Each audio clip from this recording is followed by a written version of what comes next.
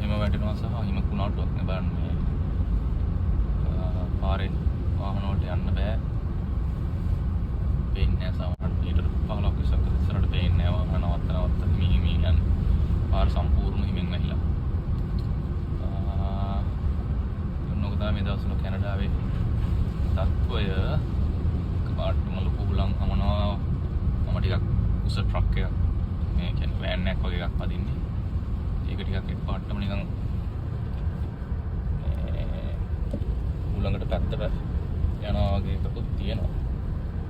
ටිකක් අමාරුයි ඩ්‍රයිව් කරන්න. කට්ටිය හැමෝම පරිස්සමෙන් ඩ්‍රයිව් කරන්නේ. ඔබත් යන්නේ සාමාන්‍යයෙන් 50 කිලෝමීටර 20කට වැඩි වෙමින් යන්න බෑ. පේන්නේ නැහැ පාර.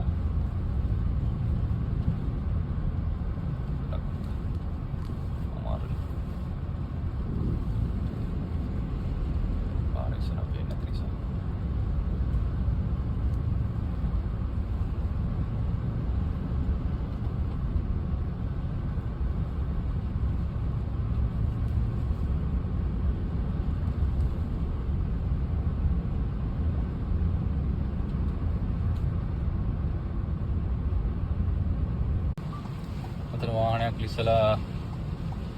වාහනයක් ලිස්සලා පාරෙන් එළියට ගිහිල්ලා උලඟට ගිහිල්ලාද ලිස්සලා ගිහිල්ලාද කොහෙද? අක්වය දරුණුයි පේනවනේ හුලං හමන වේගෙ.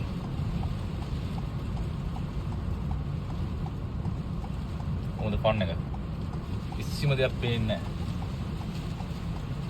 වාහන නවත්තලා තියෙන දැන්. මම හිතන්නේ පැය කිලෝමීටර 60ක 70ක වේගෙන් හුලං හමනවා ඇති.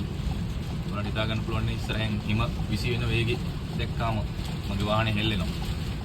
කොච්චර වේගින් මේ හුලඟ හමනවාද හිම කුණාටුව කොච්චර සරද කියලා.